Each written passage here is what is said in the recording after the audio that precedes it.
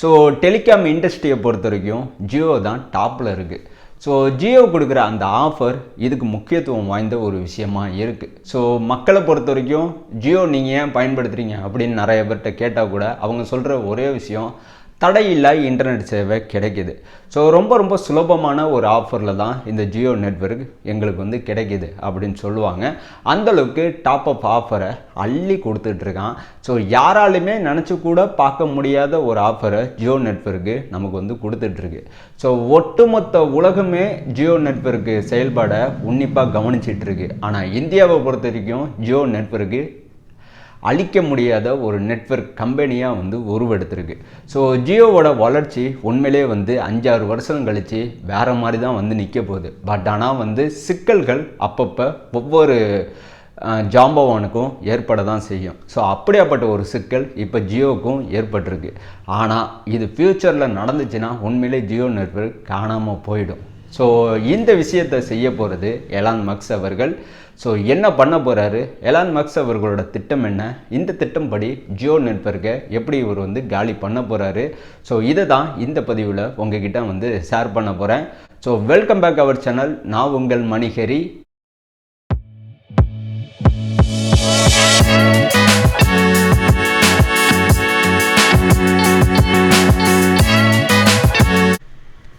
Telecom இண்டஸ்ட்ரியை பொறுத்த வரைக்கும் ஜியோ தாங்க செம்ம டாப்பு.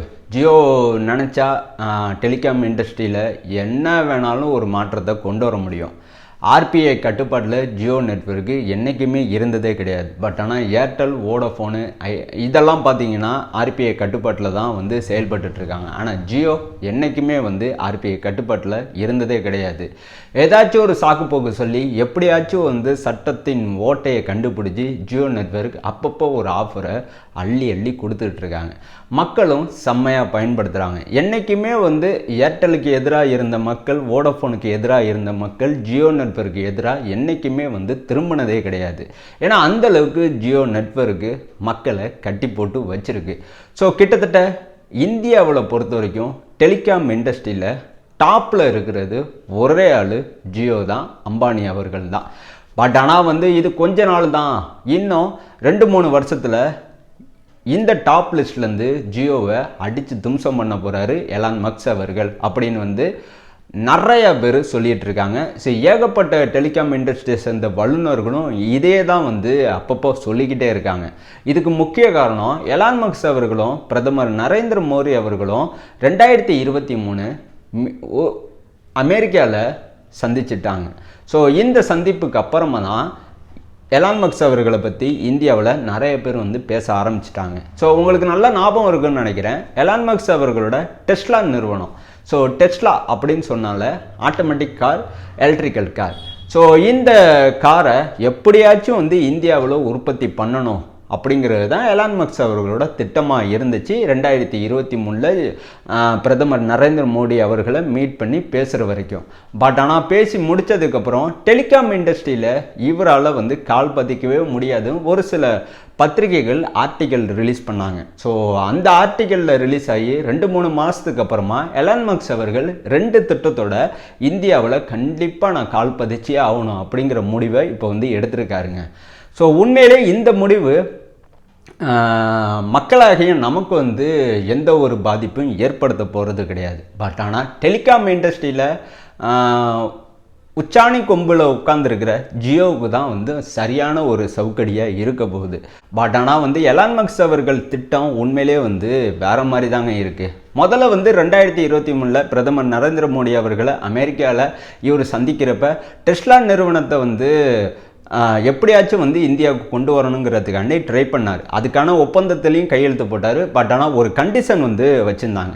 இந்த ஏற்றுமதி இறக்குமதி வரி இருக்குல்ல, இதை என்றைக்குமே நாங்கள் வந்து குறைக்க மாட்டோம், இது எப்போதுமே எல்லாத்துக்கும் பொதுவானது தான் அப்படிங்கிற ஒரு விஷயத்தை எலான் மஸ்க் அவர்கிட்ட பிரதமர் நரேந்திர மோடி சார்பாக வந்து சொல்லியிருந்தாங்க. பட் ஆனால் டெஸ்லா நிறுவனம் தலைவர் எலான் மஸ்க் அவர்கள் இந்த வரியை குறைக்க முடியாமல் இருக்கிறதுனால கண்டிப்பாக எங்களால் வந்து டெஸ்லாவை இந்தியாவுக்கு கொண்டு வரவே முடியாது அப்படிங்கிற முடிவை 2023 ஏப்ரல் மாதம் எடுத்தாப்புல. ஸோ வெளிப்படையாகவே சொல்லிட்டார். டெலிகாம் இண்டஸ்ட்ரியை பொறுத்த வரைக்கும் நீங்கள் நம்புவீங்களா நம்பலையான்னு எனக்கு தெரியாது. 3வது இடத்துல இந்தியா இருக்குங்க.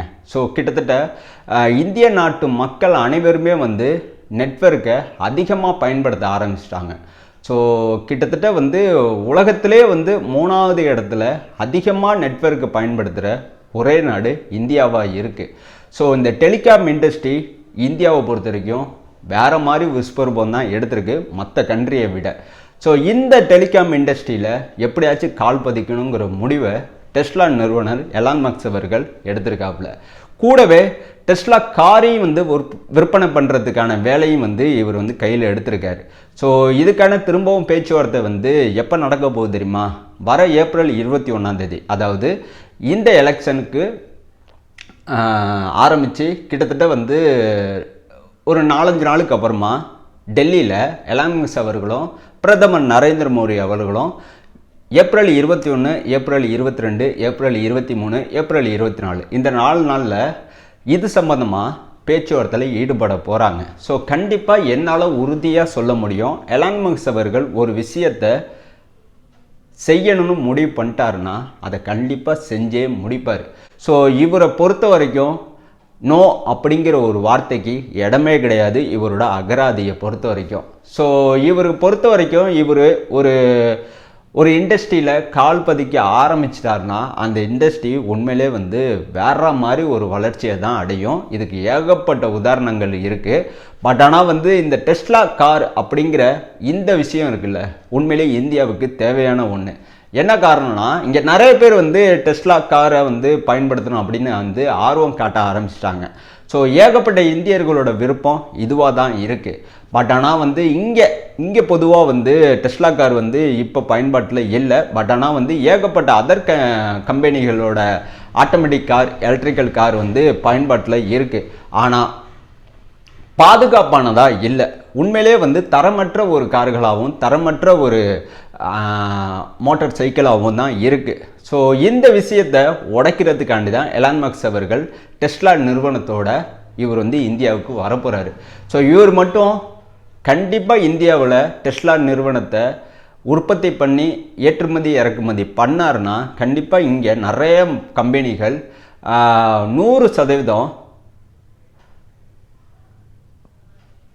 பாதுகாப்பு உடைய ஒரு தரமுள்ள ஒரு எலக்ட்ரிக்கல் காரை தயாரித்து நமக்கு வந்து கொடுப்பாங்க. ஏன்னா மக்களை நமக்கு வந்து என்ன, நாம் ஒரு பொருள் வாங்குகிறோம், அந்த பொருள் வந்து வெறும் 75% மட்டும் பாதுகாப்பானதாக இருக்குது. மீதி பேலன்ஸ் பார்த்திங்கன்னா பாதுகாப்பற்ற ஒரு பொருளாக இருக்குது. தரமற்ற ஒரு பொருளை நம்ம எதுக்காண்டி வாங்கணும்? தரமுள்ள குவாலிட்டியான ஒரு பொருளை கண்டிப்பாக நம்ம வந்து வாங்கணும்ல. அதுக்காண்டி தான் வந்து எலான் மஸ்க் அவர்களோட வருகை இருக்கணும்னு நான் நினைக்கிறேன். ஏன்னா வந்து டெஸ்லா நிறுவனம் தயாரித்த இதுவரைக்கும் விற்பனை பண்ண அனைத்து கார்களும் 100% இல்லை 200% பாதுகாப்பானது அப்படின்னு வந்து மக்கள் மத்தியில் பரவலாக பேசப்படுற ஒன்று. ஸோ எந்த ஒரு கண்ட்ரிலையுமே வந்து டெஸ்லா நிறுவனம் கார் வந்து பழுதடைஞ்சிருக்கு, இந்த கார் வந்து உண்மையிலே வெடிச்சிருக்கு, இந்த கார் உண்மையிலே வந்து தரமற்றதாக இருக்குது அப்படின்னு வந்து எந்த ஒரு கண்ட்ரியுமே வந்து இந்த கம்பெனிக்கு எதிராக ஸ்டேட்மெண்ட்டே வந்து கொடுத்ததே கிடையாது. ஸோ இப்படி வந்து காரில் இவர் வந்து இந்த அளவுக்கு வந்து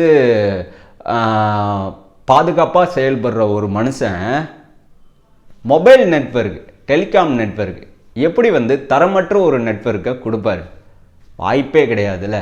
ஸோ இந்த இடத்துல தான் ஜியோவுக்கு அடி உழுவ போகுது. எப்படி தெரியுமா? எலான் மஸ்க் அவர்களோட இன்னொரு கம்பெனி ஒன்று இருக்குது, ஸ்டார்லிங்க். ஸோ இந்த ஸ்டார்லிங்கிறது என்ன தெரியுமா? Starlink satellite internet. ஸோ இந்த கம்பெனியோட நோக்கம் என்ன தெரியுமா? தடையில்லா இன்டர்நெட் சேவை.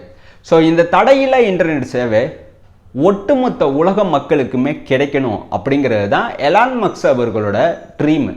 ஸோ இதை நோக்கி தான் இவரோட பயணம் இருக்குது. ஸோ இந்த ப்ராஜெக்டை பொறுத்த வரைக்கும் நாம் நினைக்கிற மாதிரி சும்மா சர்வசாதாரணமாக 100 கோடி 200 கோடி 300 கோடி செலவாகும் அப்படின்னு நினைக்கவே நினைக்காதீங்க.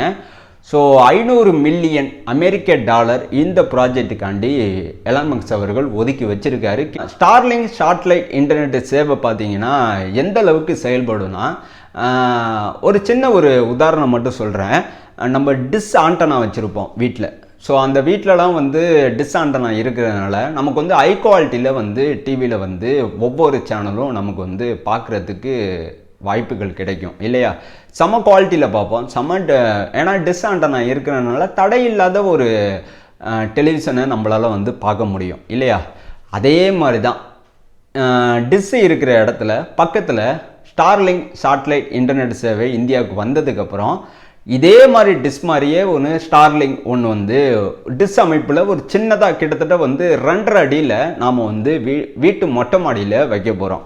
அது என்ன பண்ணணும்னா மேலே இருக்கிற சேட்டலைட் கூட கனெக்ட் ஆகிடும். ஸோ கனெக்ட் ஆன அடுத்த செகண்டே வந்து வீடு ஃபுல்லாக நமக்கு வந்து ஃப்ரீ கிடையாது, பைசா தான், பட் ஆனால் வந்து இன்டர்நெட்டு தடை இல்லாமல் கிடைக்கும். ஸோ கண்டிப்பாக இந்த விஷயத்தை இவர் வந்து அமல்படுத்தியிருக்காரு. எங்கே தெரியுமா, உலகத்தில் 32 நாட்டில். ஸோ இந்த 32 நாட்டிலையுமே எலான் மஸ்க் அவர்கள் சக்ஸஸ்ஃபுல்லாக இந்த விஷயத்தை செஞ்சு முடிச்சிருக்காரு. பட் ஆனால் கண்டிப்பாக டெஸ்லா நிறுவனமும் சரி, எலான் மஸ்க் அவர்களோட இன்னொரு நிறுவனமாக இருக்கிற ஸ்டார்லிங்க் சேட்டலைட் இன்டர்நெட் சேவையும் சரி இந்தியாவுக்கு வந்ததுக்கப்புறம் உண்மையிலே வந்து நிறையா கம்பெனிகளுக்கு மரணடியாக இருக்கும். ஸோ ஏகப்பட்ட பேர் வந்து இந்த இண்டஸ்ட்ரியிலேருந்து பின்வாங்கிறதுக்கு ஏகப்பட்ட பேருக்கு இந்த இண்டஸ்ட்ரியிலேருந்து பின்வாங்கிறதுக்கு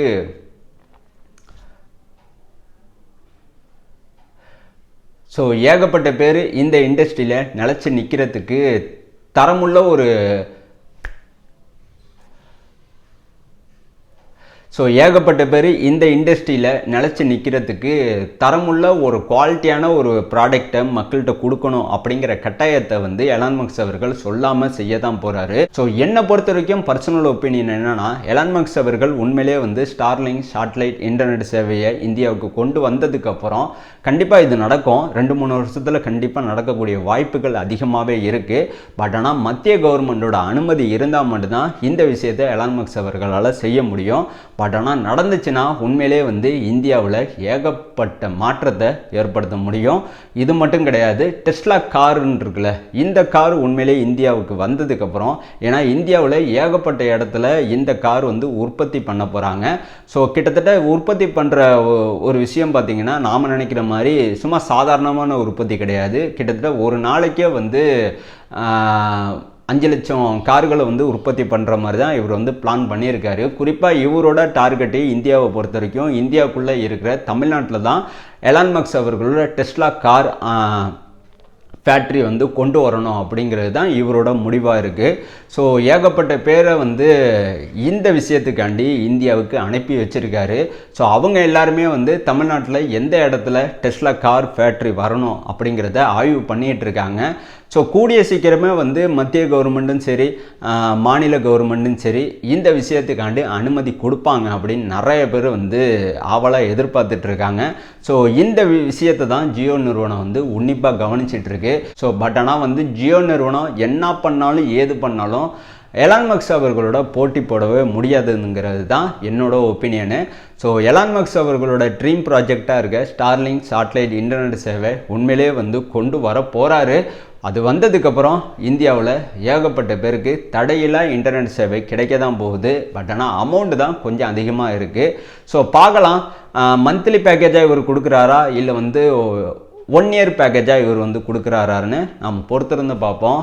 எது எப்படியோ நரேந்திர மோடி அவர்களை வரப்போகிற ஏப்ரல் 21 இவர் வந்து சந்திக்க போகிறாரு டெல்லியில். ஸோ இந்த சந்திப்புக்கு அப்புறமா ஒரு முக்கியமான ஒரு அறிவிப்பு வெளில வரதான் போகுது. அந்த அறிவிப்பு வெளில வந்ததுக்கப்புறம் இங்கே ஒரு விதமான சலசலப்பு ஏற்பட தான் போகுது. ஸோ இந்த விஷயத்தை பற்றி நீங்கள் என்ன நினைக்கிறீங்க அப்படிங்கிறத மறக்காமல் கமெண்டில் சொல்லுங்கள். ஸோ இது வரைக்கும் கேட்ட அனைவருக்கும் என்னோட நன்றிகள். தேங்க்யூ.